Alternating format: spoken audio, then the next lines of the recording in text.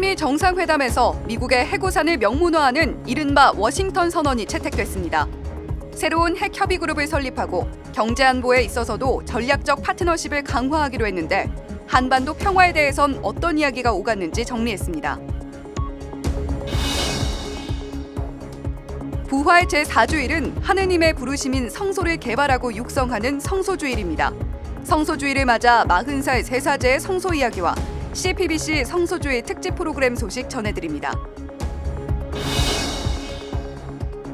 신앙의 힘으로 한 땀 한 땀 술을 놓으며 전통문화 수호와 발전에 헌신하는 삶은 어떨까요? 프란치스코 교황 방한 당시 청와대에 걸린 진연도 병풍을 수놓은 이병숙 작가를 만나봤습니다.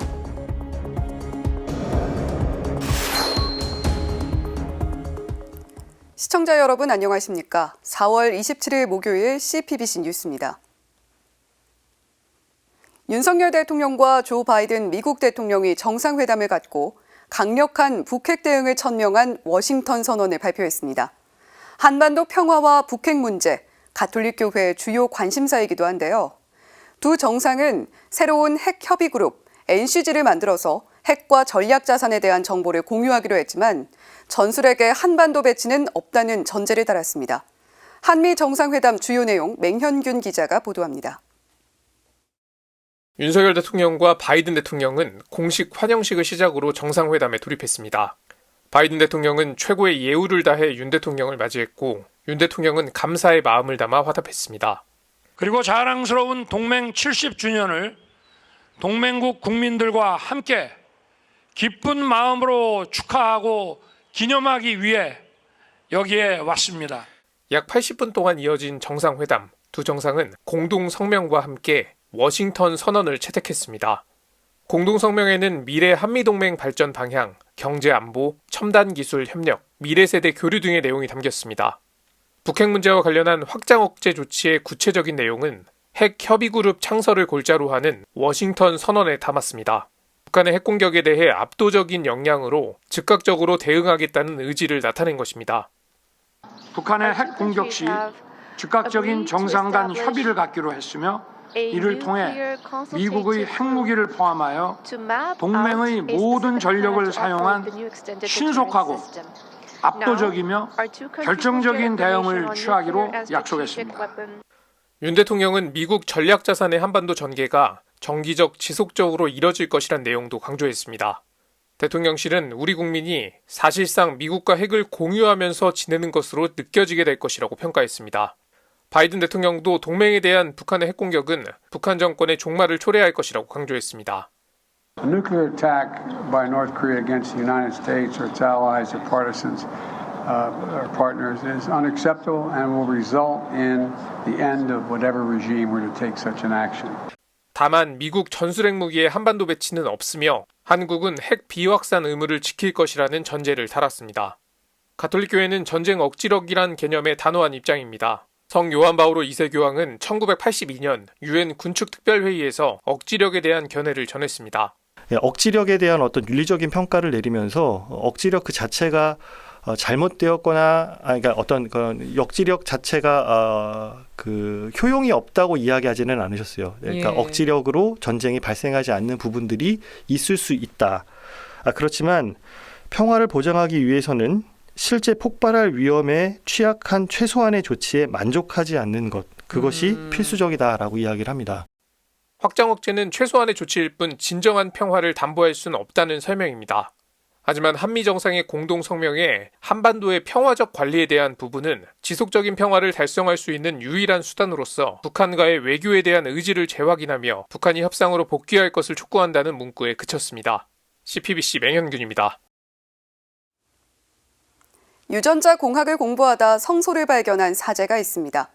남들보다 조금 더 시간은 걸렸지만 하느님의 부르심에 확신을 했다는 서울대교구 수락산 본당 보좌 조현용 신부입니다. 40살의 새 사제가 된 조 신부를 이힘 기자가 만났습니다. 미사가 끝난 성당에서 홀로 묵상하는 사제가 보입니다. 기도하고 묵상할 때 하느님을 발견하게 된다는 조현용 신부. 조현용 프란치스코. 올해 2월에 사제품을 받은 조 신부는 부임 100일도 채 되지 않은 새 신부입니다. 조 신부는 사제가 된 것이 꿈만 같다고 말합니다. 이 성당에 왔을 때 그 느낌을 아직도 잊을 수가 없어요. 설레임과 또 두려움, 또 행복하고 또 불안하기도 하고 그런 두 가지 상반되는 감정들이 계속 교차하면서 첫 본당 부임 이틀째 되던 날 잊을 수 없는 에피소드도 있었습니다. 성당에서 키우는 개에게 물린 겁니다. 병원 가서 그 치료를 받고 다행히 뭐 꿰매거나 뭐 그런 건 아니지만 사제의 몸이 나만을 위한 게 아니라 우리 교회의 모든 일을 위한 몸이구나라는 걸 좀 체험했습니다. 어린이와 청소년, 청년들을 사로잡기 위한 세대별 맞춤형 강론 준비에도 만전을 기합니다. 좋은 글들을 많이 읽고요. 또 선배 신부님들의 강론도 많이 참고를 하고 특별히 아이들이나 청년들, 청소년들 강론을 준비할 때는 유튜브를 정말 많이 보는 것 같아요. 그래서 아이들한테는 만화 관련해서 말씀을 전할 수 있는 부분이 있는지 그런 것도 찾아보고 유전공학을 전공해 박사과정까지 수료한 조 신부는 30살이 넘어서야 성소에 싹이 트기 시작했습니다. 호기심이 많고 하고 싶은 것이 많았기에 외려 늦은 나이에 성소를 발견한 것이 사제의 길에 대한 확신을 갖게 됐다고 말합니다. 제가 유전공학을 전공하면서 이제 유전자 분석을 하기 위해서 유전자를 변형을 시키고 그 다음에 그 조작된 식물들을 만드는 과정 안에서 이게 과연 하느님의 뜻인가? 이런 생각들을 좀 많이 하긴 했어요. 하느님의 부르심인 성소에 응답하는 것에 대해 조 신부는 하느님의 부르심보다는 하느님의 부르심을 듣는 귀가 있어야 되지 않을까 생각을 합니다. 저도 많이 듣지 못했기 때문에 오랜 시간을 방황을 했었고 결국에는 들을 수 있는 귀를 준 시점 때문에 제가 사제 성소의 길을 가게 됐잖아요. 그러면서 조 신부는 하느님의 존재하심을 확신한다고 말했습니다. 많은 과학자들이나 아니면 철학자들이나 어떤 말 잘하는 모든 사람들이 하느님은 없다고 다 이야기를 하지라도 하느님은 계시다는 거. 그 하느님이 계시기 때문에 하느님의 부르심은 항상 우리에게 다가온다는 거. 조 신부는 일회용 주임 신부가 해준 여러 이야기 가운데 행복에 관한 조언이 가장 와닿는다고 말합니다. 행복할 수 있는 거를 찾아서 하는 사제생활? 그때 그 말이 처음에는 무슨 의미인지 모르겠는데 이제 한 달, 두 달 생활하면서 이 말씀이셨구나. 내가 무엇을 찾으면서 가야 되는지 알려주신 게 이거구나. 그렇게 좀 지혜를 얻고서 살아가고 있습니다. 네, 이대영 플라치도 신부님 사랑합니다. 제가 좋아합니다. CPBC 이심입니다. 이번 주일은 특별히 사제 또는 수도성소 증진을 위해 기도하는 성소주일이죠.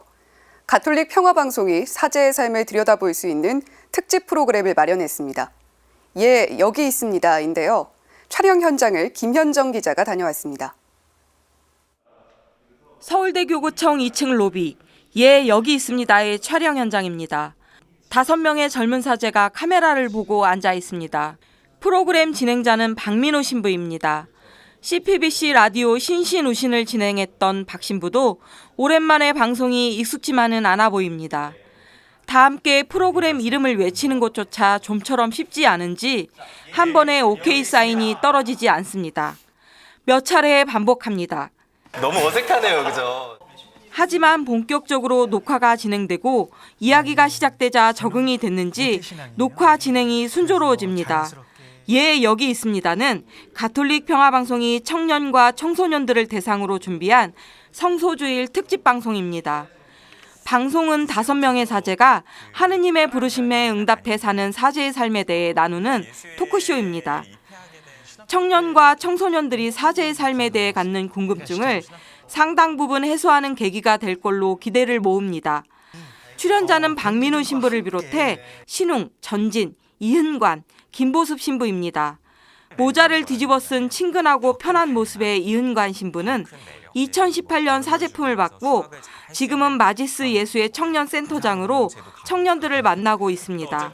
반면에 이제 불특정한 청년들을 대상으로 동반도 하고 초대도 하고 하는 이 청년 사목은 조금 아주 척박한 곳에서 씨도 뿌리고 좀 잃어버린 양을 찾아 나서는 그런 느낌일 것 같아요.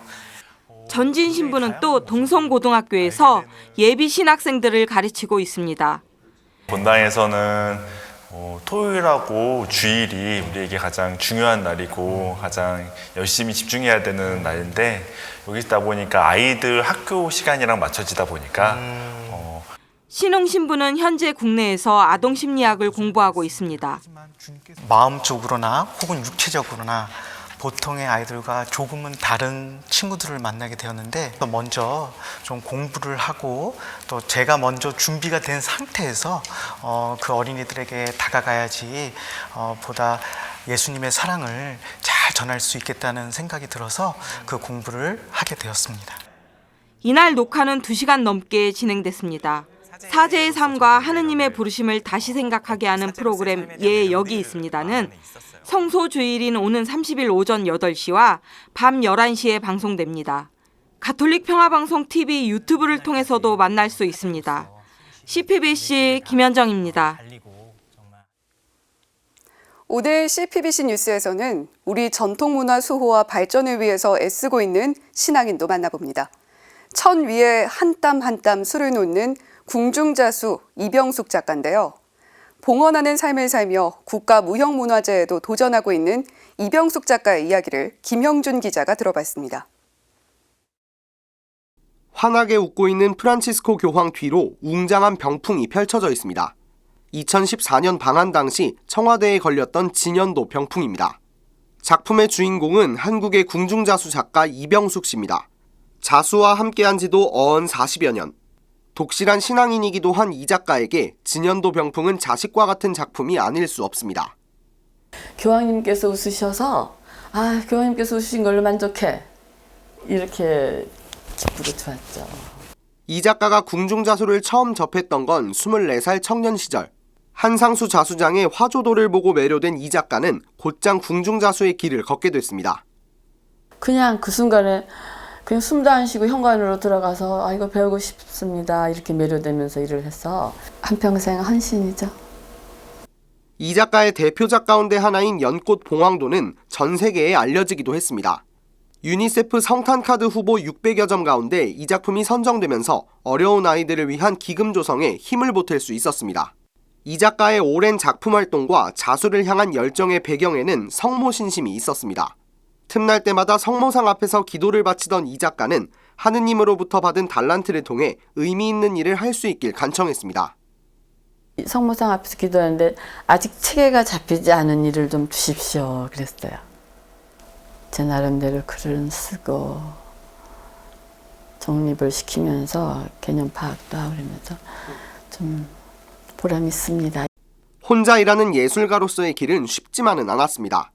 이 작가는 경제적 대접을 받지 못할 때도 있었고 치열한 경쟁이 버거울 때도 있었다고 회고합니다. 하지만 마음을 다잡고 작품에 임할 수 있었던 건 다름 아닌 신앙의 힘이었습니다. 이번 사순절 때 그냥 기도를 하고 있는데 제 작품을 봉헌합니다 하고 있더라고요. 그래서 깜짝 놀랐어요.